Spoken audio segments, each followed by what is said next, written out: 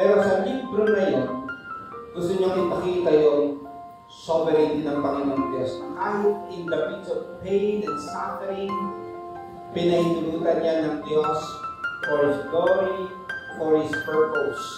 Kaya sabi dito, trusting God even when it hurts. Kaya yung message natin ngayon is trusting the sovereign God in troubled times. Kaya yung Diyos na ito is sovereign, makapangyarihan sa lahat. He is the ruler of the universe. And everything, meron siyang plano. Itong mga nagdaang araw, medyo tensyonado sa Pilipinas. Dahil si Duterte, former President Duterte, nadala sa The Hague, Netherlands. Noong Friday na sabi ko, pumunta kami pamilya sa Maynila, invite namin yung ato ko, family nila. Sabi ko, dali-dali tayo bago. May mangyari sa Maynila, mas pwede tayo. Kasi may mga tension at yung ibang nababasa sa news, baka magkaparsyan to, baka kung ano-ano pa, sabi ko, baka mas pwede tayo. No? Pero yun po yung sitwasyon ng Pilipinas ngayon. May mga pro and against, and then may tension. At kahit ang Australia, sa next na slide, nag-issue ng travel advisory against Philippines amid security concerns. Kasi nga may tension, baka kung ano ang maisipan ng mga sundalo, mga pulis, ibang mga tao, or whatever, take advantage sa sitwasyon. So, may tension sa ating bansa. Yung sa Amerika naman, sa next na slide, Trump promises sweeping immigration crackdown.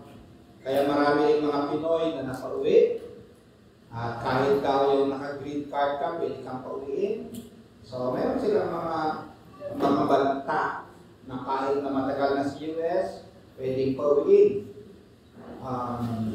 So, maraming mga umuwi na rin ng mga Pilipino dahil sa crackdown ni Trump.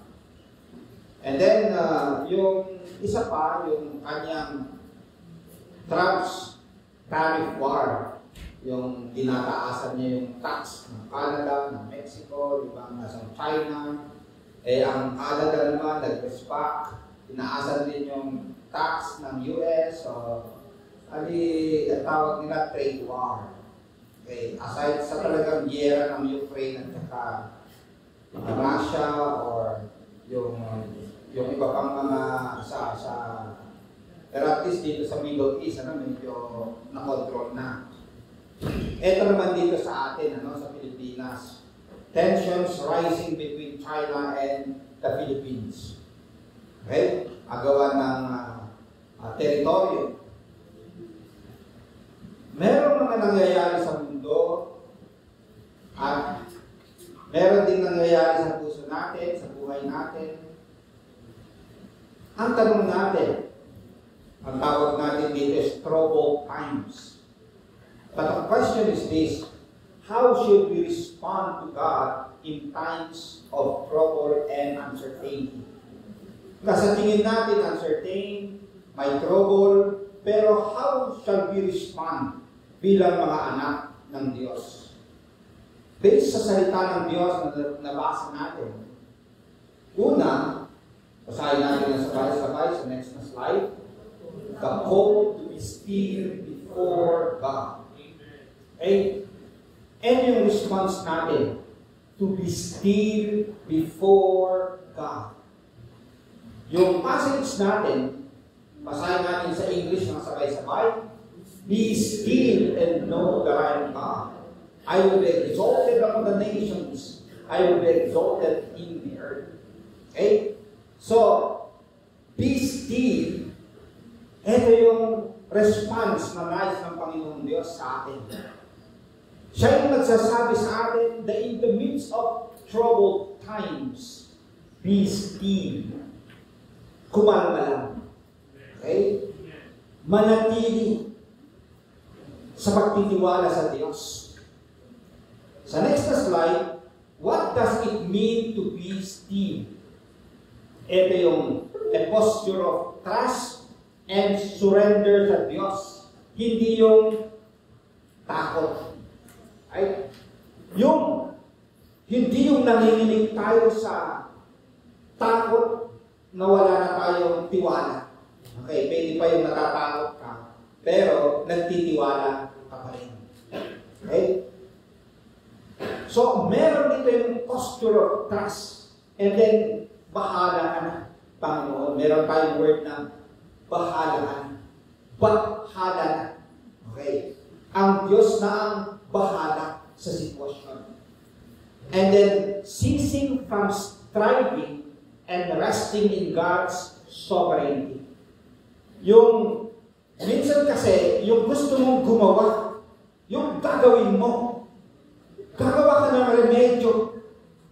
Pero after minsan gawa ka ng gawa, pagod ka lang. No? Pero dito, minsan ang kailangan lang natin is to be still.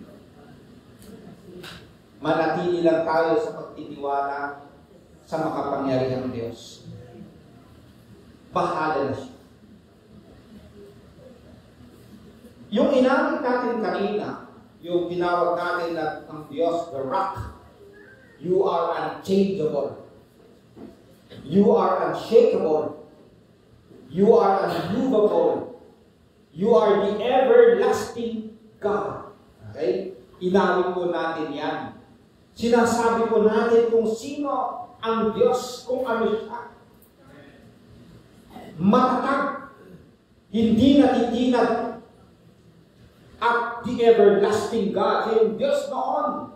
And even in the future, in eternity, at hanggang sa ngayon, siya pa rin ang Diyos na nag-ahari sa universe. Amen. The everlasting God. Yun po yung sinasabi natin. Yun yung Diyos na ating pinapaniwalaan. And then, kung ganun ang Diyos, sa awit natin, sinabi rin natin, your promises are all unchangeable. Hallelujah.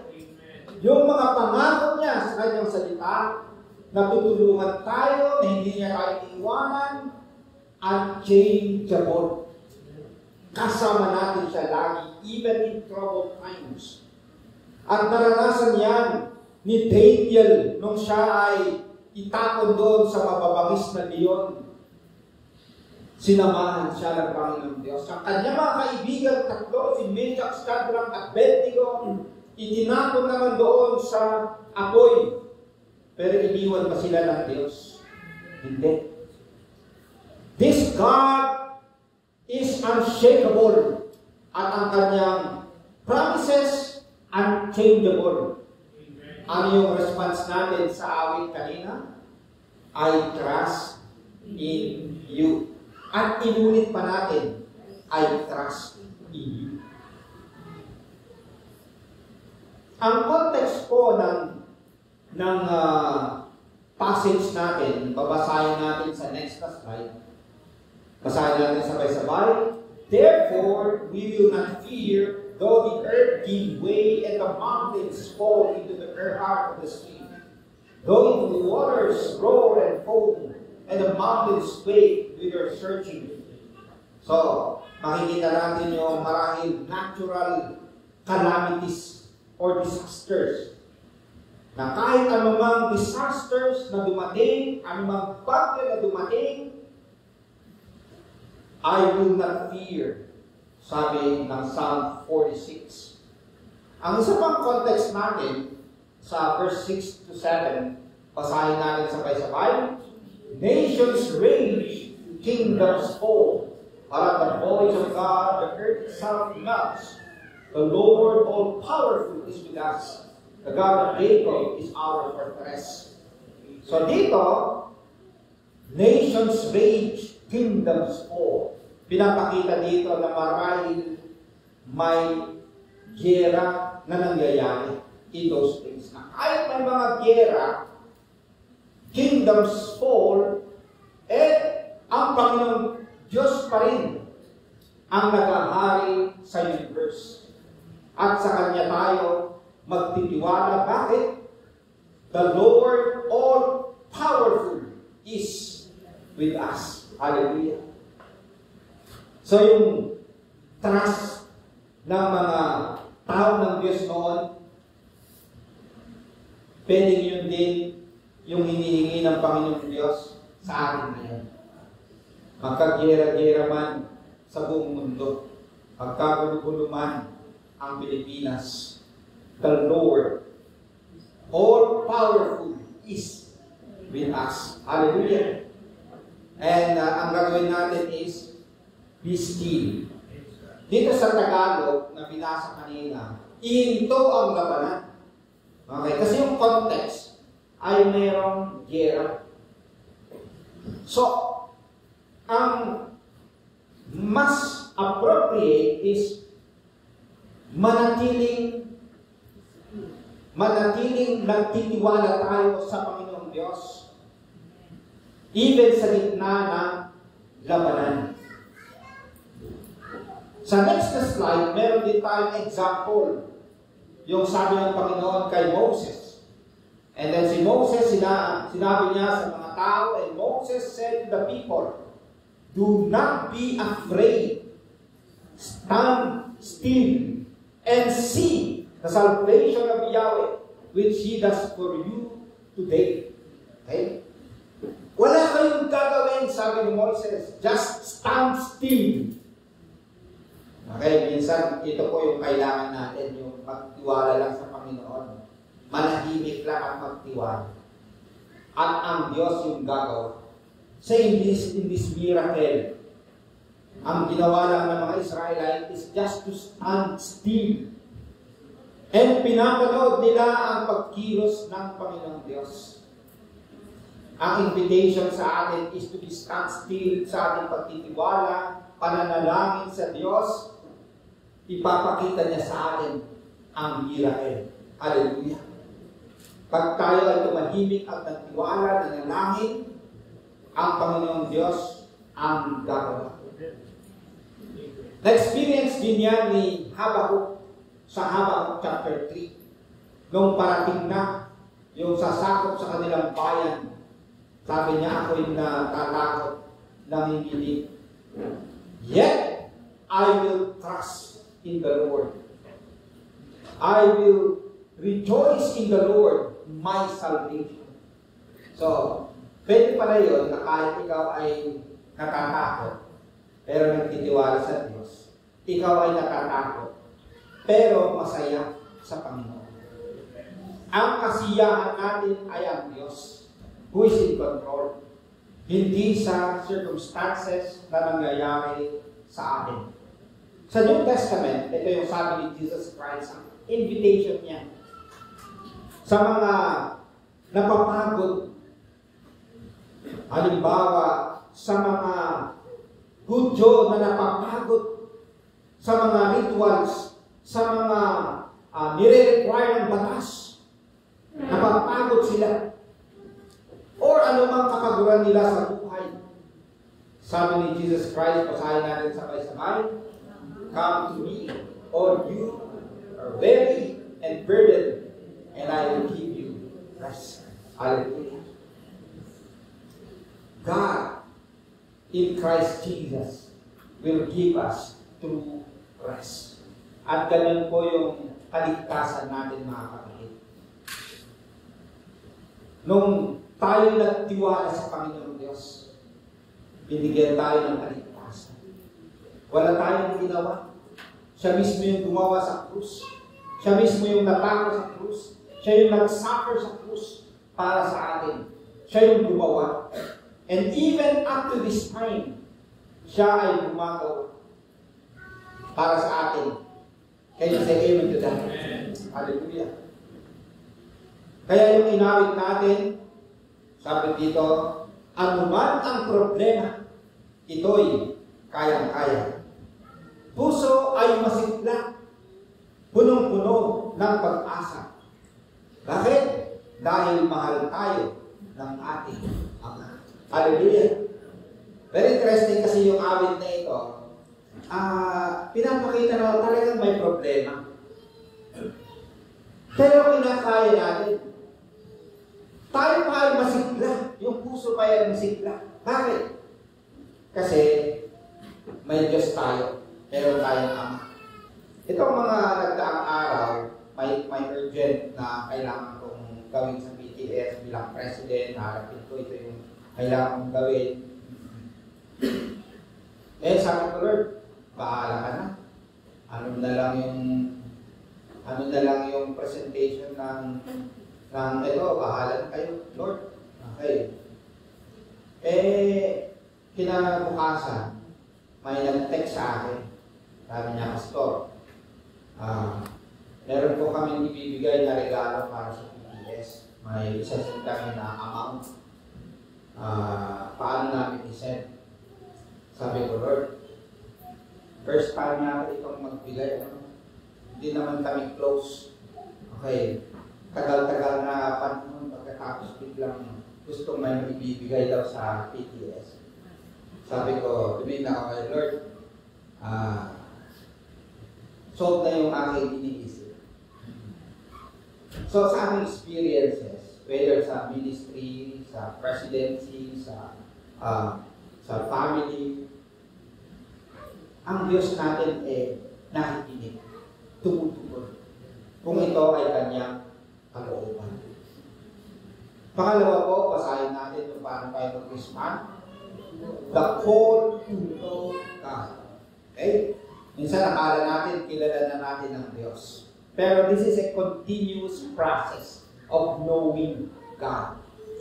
Sabi niya dito sa passage natin, basahin din natin na sabay-sabay, be still and know that I am God. I will be exalted among the nations. I will be exalted in the earth.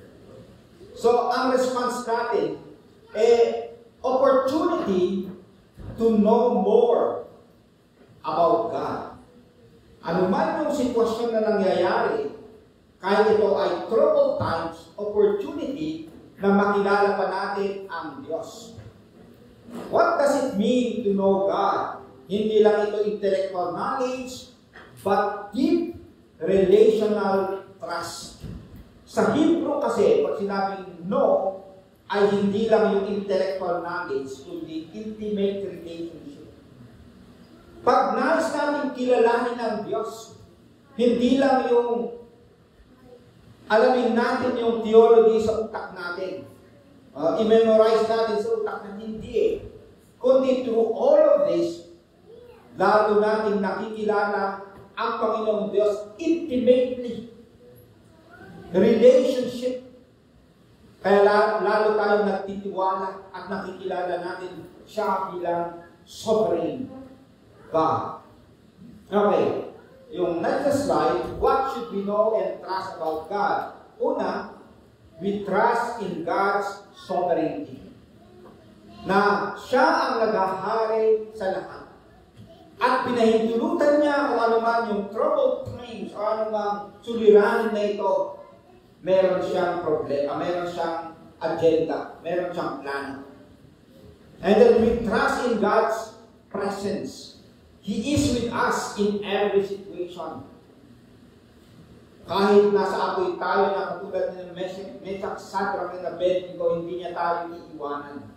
He promised to be with us. And we trust in God's power. He is in control even when life feels chaotic.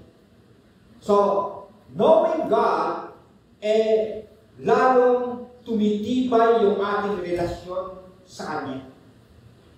Lalong kinikilala natin ang Kanyang kapangyarihan at ang presensya niya sa ating buhay.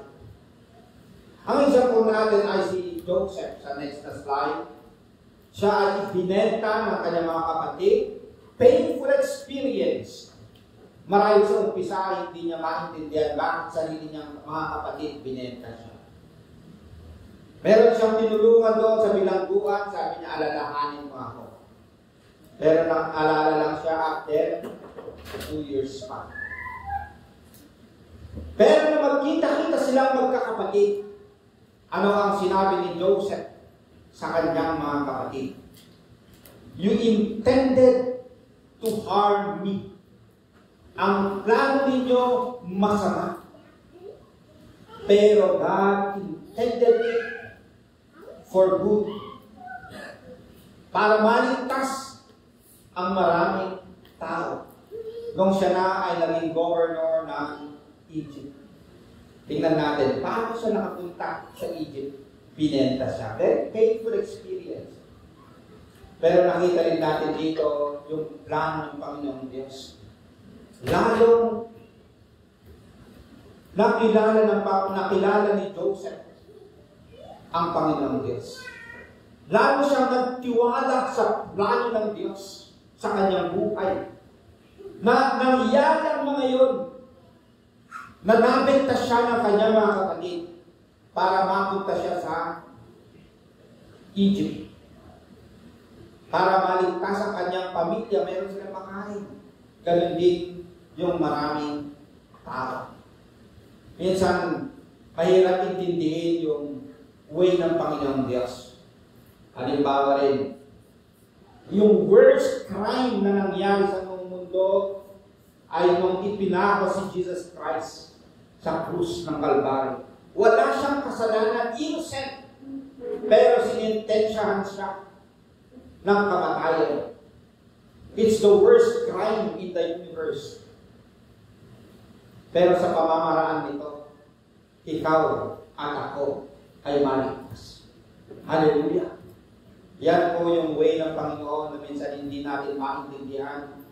Kaya ang kanyang invitation, magtiwala. Lalong kilalanin siya. Siya pa rin ang nag-ahari. Sa next na slide, basahin natin yung sabi ni Jesus Christ. Jesus answered, I am the way, and the truth, and the life. No one comes to the Father except through me. Kung gusto natin makilala ang Panginoong Diyos, it is through Jesus Christ. Sinabi niya sa isang disciple niya, sabi ng disciple niya, where is the way? Gusto kong makita ang Ama. Sabi ni Jesus Christ, ako yung daan. Pag nakita mo ako, nakita mo ang Ama. So, if we want to know God, it is through Jesus Christ. Si Pablo, kahit na matagal na siyang Kristiyano, nagsalita pa rin ng ganito, that I may know Him and the power of His resurrection. Hindi po natatapos yung pagkilala natin sa Diyos. Kahit matagal na tayo mga Kristiyano, ito pa rin yung ambisyon natin na katulad ni Pablo, that I may know Him and the power of His resurrection. Kaya opportunity po kung tayo ay dumadaan sa troubled times, even challenges sa buhay, opportunity para lalo natin makilala ang Diyos at mapalapit, maging intimate yung relationship natin sa Panginoong Diyos. Minsan, mas malapit pa tayo sa Diyos kung tayo ay dumadaan sa pagsubok, Jehovah. Minsan, pag yung walang pagsubok, okay na lang. Okay na. Pag meron na naman, Diyos ko po. Okay. So, minsan, gusto ng Panginoon na mas malapit tayo sa Kanya. Opportunity to. The last point is the call to exalt God. Basahin namin natin yung passage natin ng sabay-sabay. Be still and know that I am God. I will be exalted among the nations. I will be exalted in the earth. Okay? So even in troubled times, the call is to exalt God. Itinataas pa rin ang kanyang pangalan. And even sa sitwasyon na ito, yung tawag na lahat ng tao, itaas ang Panginoong Diyos. Yung nations dito, I will be exalted among the nations, ay hindi lang yung bansa, o hindi lang yung states, pero yung ethnic, or yung people groups, or kung ano mga, kasi minsan halimbawa sa Pilipinas, ay sabihin natin Pilipino ang bansa, pero iba't ibang people groups. May Tagalog, Bisaya, Ilocano, Pampanga, Pangasinan, Ifugao, Kalinga, ano pa, iba't ibang mga grupo sa Pilipinas, Pampanga, Palawan, Mindoro, Mangyan, daming people groups even within the Philippines. Nung isang araw, nanonood kami ng Russia, akala natin ng Russians lang, ito lang yung mukha nila, hindi pa rin. Meron din mga ibang mga mukha nila, parang Mongolian or Chinese, o Russian din pala mga yun. So, there are different people groups sa buong mundo. At sila, they're invited na itaas ang Panginoong Diyos. At actually, tawag din ito para lang sa misyon na mag-mission tayo para iba't ibang tao makilala nila ang Panginoong Diyos. Dito rin sa atin, tawag din ito sa atin. Hindi lang tayo yung ina-exalt natin ang Panginoon. Sabi niya, I will be exalted among the nations. Hindi lang tayo. We are called to go out para i-share natin ang Panginoong Diyos, ang kanyang ginagawa, para sila rin makasama natin na itaas ang Panginoong Diyos. Sabi ng si John Piper, sabi niya, mission exists because worship doesn't. Okay. Ibig sabihin nun, tayo nag-mission para yung mga na-evangelize natin, sasamba sila sa Panginoong Diyos. Okay, the next slide. God's purpose is to be exalted in all the earth. He is glorified when His people trust and worship Him. Tayo na kanyang bayan, ay mga tao. He is glorified when nations will recognize His greatness. So we proclaim His greatness to others. Okay? So naitataas ang Panginoong Diyos kung kanyang bayan nag-worship. Nag-glorify din ang Panginoong Diyos kung tayo na kanyang bayan nag-share para yung mga ibang tao rin mag-worship sa Panginoong Diyos. Sa Romans 11:36, basahin natin ito sabay-sabay. For from Him, and through Him, and for Him are all things. To Him be the glory forever. Amen. Amen. So, ito po ang nais ng Panginoong Diyos na itaas ang kanyang pangalan. In everything, in any circumstances. Ang conclusion natin mga kapatid, how should we respond in times of trouble and uncertainty? Ang message natin is to be still before Him, to know who He is, and then exalt Him above all. Ang example natin ay si Job. Si Job, sinasabi sa Bible na blameless siya, mabait siya, religious siya, pero biglang pinahintulutan ng Panginoong Diyos na mamatay ang kanyang mga anak, mga ari-arian, mawala. Very painful experience. Pero ang sinabi lang ni Job, the Lord gives, the Lord takes away. Blessed be the name of the Lord. And you worship God. So even in troubled times, itinataas pa rin niya ang Panginoong Diyos. And then, wala na siyang ginawa kundi mag-pray to be still before the Lord. May mga tanong siya. Sumagot ang Diyos. At lalong nakilala ng Job ang Diyos. Sabi ng Diyos sa kanya, actually may mga tanong siya, hindi nasagot ng Diyos directly yung mga tanong niya kasi hindi obligated ang Diyos na sagutin ang ating mga tanong. Okay? Hindi siya obligated. Pero ang sagot niya, sabi niya, who laid the foundation of the world? Pinapakita niya kung sino siya, makapangyarihan siya. And anything He pleases, He can do. Makapangyarihan siya. Ang sabi pa niya, sinong nagbigay ng lakas ng ox o yung lakas ng nasa dagat ng malalakas? Mga dambuhalang isda sa dagat, sino nagbigay ng kanilang malakas? pinapakita dito ng Panginoong Diyos ang kanyang pagiging sovereign. So, lalong nakikilala ni Job ang Panginoong Diyos. Ang theology nila at that time, kasama niya, pag mabait ka, pagpapalain ka ng Diyos, pag gumawa ka ng kasamaan, palusahan ka ng Diyos, kaya sinasabihan siya ng kanyang mga kaibigan, nagkasala ka, kaya pinapalusahan ka ng Diyos. Pero nakita natin dito na minsan hindi ganun. Mayroong mas mataas na plano ng Panginoong Diyos.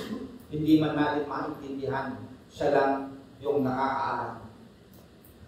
Deuteronomy 29:29, the secret things belongs to the Lord. Pero meron yung nire-reveal niya sa kanyang salita na para sa atin. Kaya yung mga secret na yun, bahala ng Panginoon. Pagtiwala na lang tayo sa kanyang kapangyarihan at pagmamahal sa atin. Katulad ng inawit natin kanina, which I like na awitin din natin ito, marahil sa Tagalog. Ano? Father, you are king over the flood. May mga flood, even flood sa buhay natin, pero He's king. He rules.